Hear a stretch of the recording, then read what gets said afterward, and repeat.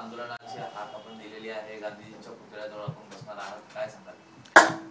असा खूप दिवसापासनं हा जो आमचा एक वाद नाही म्हणता येणार, पण आमची मागणी सरकारला अशी आहे का जी शिक्षक भरती किंवा 17 संवर्गांची पेसा भरती जी आहे ती तसं याचिका करते बिगर आदिवासी कोर्टात गेले, हायकोर्टात गेले, हायकोर्टात त्यांना काही तिथं मान्य केलं नाही का नोकरी हा विषय मॅटचा येतो आणि म्हणून मॅटमध्ये आपण जावं.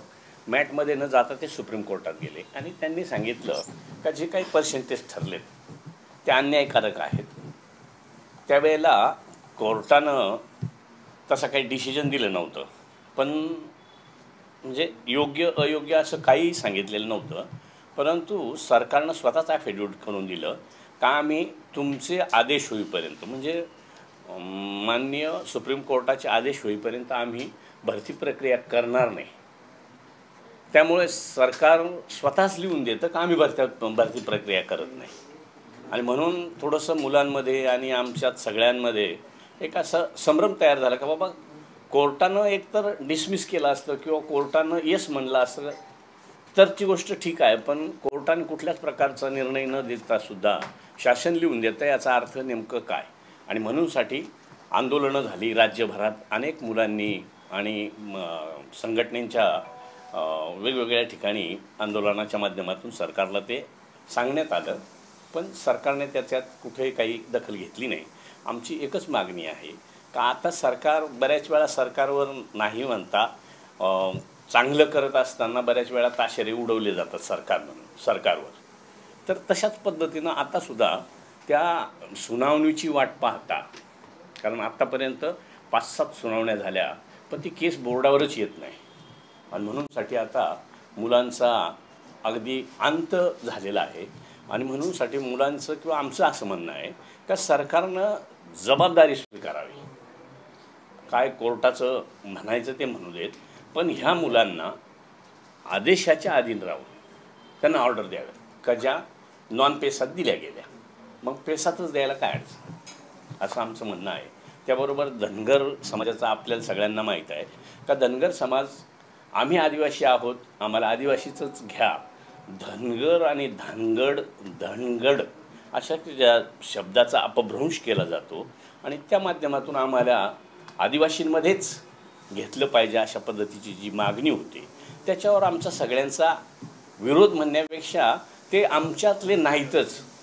ते जरी म्हणतात का आमचं धनगड हे नाव चुकलं आहे किंवा खिलारी कुटुंबाला जे व्हॅलिडिटी दिलेली आहे ती धांगड आहे, तर मग ती रद्द करण्याच्या संदर्भात मध्यंतरी कमिटी केली. आत्ताही एक कमिटी केली, तेव्हा शिंदे समिती केली. आता काहीतरी 4-5-6 IPS IAS ऑफिसर लोकांची कमिटी केली. तिचा निर्णय घेण्यासाठी किंवा त्याच्या दृष्टीनं जे काय आता रोजच्या रोज कायद्याचं ड्राफ्टिंग तयार झालं आहे याचा अर्थ सरकार आम्हाला कुठंतरी दुजाभाव करतं आमचं अशा पद्धतीने लोकांमध्ये आता तरुणांमध्ये संघटनांमध्ये किंवा आमच्यातसुद्धा आता आम्हाला तसं वाटायला लागलं आहे. आणि म्हणून आम्ही एक मागणी करतो आहे का तुम्ही जसं शिंदे समिती ही परवा तयार झाली, आत्ता जी समिती झाली ती आत्ता तयार झाली, मग एक टाटा इन्स्टिट्यूट हे गव्हर्मेंटमध्ये म्हणजे देशात नामांकित संस्था आहे का ती संशोधन करते, तिनं अहवाल दिला आहे. तो अहवाल आज 4-5-6 वर्षापासून आम्ही म्हणतो का तो प्रसिद्ध करा, पण तो केला जात नाही. याचा अर्थ त्याच्यात काहीतरी वेगळेपण आहे किंवा तो आमच्या बाजूचा आहे असं म्हणून तुम्ही नवीन जे काही कमिट्या करता याचा अर्थ तुम्ही टाटाच्या त्या इन्स्टिट्यूटला आदिवासी विभागानेच एवढा मोठा खर्च केला आणि त्याचा रिपोर्ट आत्तापर्यंत बाहेर न येणं म्हणजे संशयाचं कल्लोळ तयार होतो. आणि म्हणून आम्ही एक शेवटचा निर्णय घेतला आता का आजपासून आम्ही सगळे आमदार, माजी आमदार, खासदार, माजी खासदार, इवन पिचड साहेबसुद्धा एवढ्या 84 वर्षाच्या वयात समाज जगावा म्हणून, मुलांना भविष्यातल्या पिढ्यांना न्याय मिळावा म्हणून आज ते सुद्धा त्या ठिकाणी येणार आहेत आणि म्हणूनसाठी आम्ही एक तासाभरात सगळेजण एकत्र होऊन ठरल्याप्रमाणे आम्ही धरणे आंदोलन करणार. दुसरीकडे एक प्रश्न असा आहे, या पद्धतीने आपण म्हणताय धनगर आणि धनगड, मात्र दुसरीकडे गोपीचंद पडळकर म्हणतात की आम्ही त्यांच्या आरक्षणाला धक्का न लावता जे आमच्या वाट्याचं म्हणजे 3% जे आरक्षण आहे त्यावरती म्हणजे ते आम्हाला मिळू शकतं आणि आमचं देखील कल्याण होईल, त्यांच्या आम्ही कुठल्याही आरक्षणाला धक्का लावत नाही असं त्यांचं मत आहे. पण ते 3.5% जर ऑलरेडी आहेच तर ते आदिवासी म्हणूनच का? त्यांना आहे ना 3.5%, तर 3.5%मध्येच त्यांना किती काय वाढवायचं असेल, कुठले फंड्स वाढवायचे असतील, कुठल्या सुविधा वाढवायच्या असतील तर तो अधिकार सरकारला आहे, सरकारने करावं. ते फक्त 3.5% आम्हाला आम्ही 7% आहोत. त्यांचं म्हणणं मी ऐकलं का आम्ही ते 7 आहेत आणि आम्ही 3.5 आहेत, हे एकत्र करायचं आणि आदिवासी म्हणायचं, ह्याच्यात म्हणजे असं योग्य नाही ना ते. परंतु सर आज ठिकठिकाणी राज्यभरामध्ये आदिवासी समाज रस्त्यावरती उतरणार आहे, धरणे आंदोलन असेल, त्याचसोबत रास्ता रोको असेल, रेल रोको असेल, अशा पद्धतीची आज संपूर्ण आंदोलनं आदिवासी समाजाकडनं केली जातात. त्याच्यामुळे कुठेतरी कायदा सुव्यवस्था बिघडेल असं तुम्हाला वाटत नाही? नाही, सगळ्याच ठिकाणी आम्ही तशी इथपासून आम्ही असं डायरेक्ट रस्त्यावर उतरतोय असं नाही. सगळ्या ठिकाणी आम्ही सांगितलं की बाबा आम्हाला हे करायचं आहे, त्याची परवानगी संबंधित विभागानं द्यावी. बऱ्याच ठिकाणी सांगितलं आहे. आता नाशिकमध्ये द्वारकेवर करायचं ठरलं होतं, पण द्वारकेवर आम्हीच विचार केला का द्वारकेवर रस्ता रोको करून खूप मोठी अडचण तयार होईल.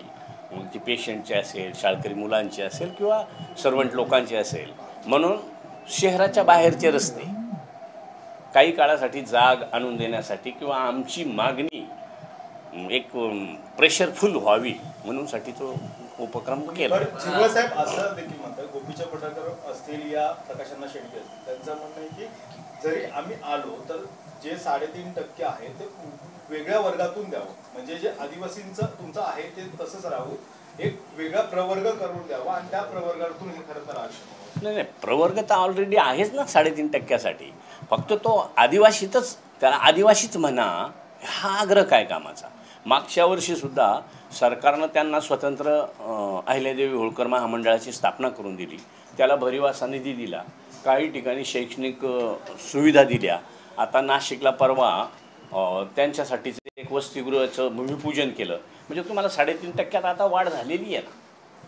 म्हणजे फंडिंग म्हणा किंवा सुविधा म्हणा, जर तुम्हाला गव्हर्नमेंट वाढवून देतं तर अजून वाढवून घ्या, आमचं काही म्हणणं नाही. फक्त आदिवासी म्हणून आग्रह जो आहे तो चुकीचा आहे. परंतु आज तुम्ही देखील सत्ताधारी, आज विधानसभेचे उपाध्यक्ष आहात, तुमचं सरकार ऐकत नाही का? तुम्हाला ही वेळ येते? नाही, मग आता त्याचा अर्थच तो ना, मी जर इथवर माझी वेळ आली याचा अर्थ सरकार माझं ऐकतं का नाही ऐकतं हे सांगण्याची काही आवश्यकता वाटत नाही. मागच्या बैठकीमध्ये तुम्ही असं म्हणाले होते की धनगर समाजासाठी सरकारकडून 2-2 बैठका घेतल्या जातात, मात्र आम्हाला अंधारात ठेवलं जातं. नाही, आता कालचं कोणाची तरी बाईट मी ऐकली का मुख्यमंत्री महोदय खूप चांगल्या पद्धतीनं सहकार्य करतात, चांगली गोष्ट आहे. रविवारी सुद्धा बैठक केली. आम्ही तर रविवारच नाही, आमचा कोणताही वार असला तरी चालेल, आम्हाला कोणत्याही वारी द्या, पण जर ती बैठक मिळत नसेल तर आम्हाला डाऊट येतो. प्रश्न हाच आहे की आपण सरकार आपलं आहे, आपण दादांची भेट घेतली का? कारण दादा उपमुख्यमंत्री आहेत, दादांची भेट घेतली. काय झालं त्यामध्ये? दादांनी तेच सांगितलं, शेवटी राज्याचे प्रमुख म्हणून मुख्यमंत्री महोदय आम्ही एकत्र बसून तो निर्णय घेऊ, पण त्यांचं अजून तिघांचं एकत्र जमलं नाही जमलं म्हणजे बसायला वेळ मिळाला नाही मिळाला. पण मग आमची विनंती अशीच होती का काय असेल तो असू द्या, पण आम्ही जर एवढ्या 4 वर्षापासून जवळपास ही मुलं संघटना सारखं गागतात तरी आम्हाला 4 वर्षात कोणी जवळ करत नाही, मग आम्हालाही वाटतं ना का बाबा आपलं काहीतरी चुकलंय म्हणा किंवा आपल्याला कोणीतरी परक समजतं म्हणा, असं म्हणून आम्ही हा पवित्रा घेतला आहे. पण शिरवसाहेब, तुम्ही पवित्रा घेतलेला आहे, मात्र असं देखील म्हटलं जातं की ओबीसी आणि धनगर हे सगळे नेते एकत्र बसून तर ह्याच्यावर मार्ग काढता यावा, यासाठी तुम्हाला एकत्र बसण्यासाठी काही निमंत्रण आलं होतं का? कारण की मला शेंडगे साहेबांनी पत्र दिलं होतं, पण बसायचं म्हणजे काय? बसायचं म्हणजे हाच विषय राहील ना का आम्ही तुम्हाला धक्का लावत नाही, 3.5%च आम्हाला, तर आमचं म्हणणं तुम्हाला 3.5% आता आहेच ना, तर मग आम्हाला बसवून फक्त 3.5% सहित आम्हाला आदिवासी म्हणा, हे कुठल्याच अँगलमध्ये बसत नाही.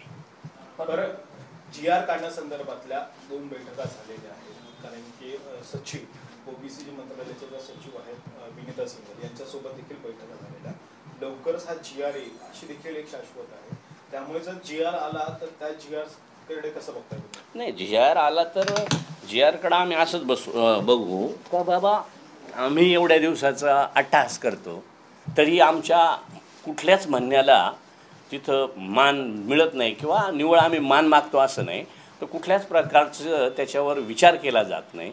तर मग आम्ही आमच्या पद्धतीनं जे करायचं ते आता आम्ही सुरू केलं. पण सध्या राज्यभरामध्ये मराठा ओबीसी वाद आहे. आता इथे आदिवासी विरुद्ध धनगर असा वाद निर्माण होतोय. खरं तर हे सगळी वाद जे आहेत ते सरकार निर्माण करते का? नाही, तसा तो आताच्याच सरकारनं केला आहे असंही मी म्हणणार नाही. ह्याच्या पाठीमागं सुद्धा 1995लाही काहीतरी असंच वादविवाद सुरू झाला होता. म्हणजे ते थांबतं पुन्हा उठतं, मग ते एकदा जर झालंय तर ते काहीतरी त्याचा मेर लागला पाहिजे, पण तसं होत नाही. याचा अर्थ ते मागतात ते अयोग्य आहे. म्हणून याचा पुन्हा एकदा आता निवडणुका काही तोंडावरच आलेल्या आहेत. कारण की जर लोकसभेला तुम्हाला फटका पडलेला ऑलरेडी धनगर आणि ओबीसीच्या संदर्भातला, आता पुन्हा एकदा आदिवासी आणि धनगर असा वाद पेटला तर पुन्हा महाराष्ट्रामध्ये याचा फटका पडेल असं वाटत नाही का? तुम्ही सत्ताधारी पक्षामध्ये आहात म्हणून तुम्हाला विचारलं. पडू शकतो. आंदोलनाचा फटका हा सत्ताधारी पक्षांना मोठ्या प्रमाणात बसू शकतो. फटका ओबीसी त्याचबरोबर शेतकरी जो समाज आहे हा खूप मोठ्या प्रमाणात आहे. मग असं असताना आपलं आंदोलन कुठेतरी आपल्या सरकारला कोंडीत पकडण्यासारखं नाही का? कोंडीत पकडण्यासारखं म्हणजे जर समजा सरकारचा विचार केला तर पहिला माझाही विचार केला पाहिजे. मला सुद्धा फटका पडेल. सरकार तर आहेच आहे, पण मला सुद्धा फटका पडू शकतो. का पडू नये? कारण मी त्या दिलेल्या संविधानाच्या सर्टिफिकेटवर मी आमदार झालो किंवा माझे सहकारी सगळे आमदार झाले. त्यांना जर समाज वाचवायचा असेल, समाजाला कुठं डिवसलं जाणार असेल किंवा अतिक्रमण होणार असेल तर आमची प्रत्येकाची जबाबदारी आहे ना. मग नंतरचा भाग हा सरकार, आधी पहिले समाज. धन्यवाद. Thank you sir. सर तुम्ही पण बोला ना. पुष्कर सर बोला.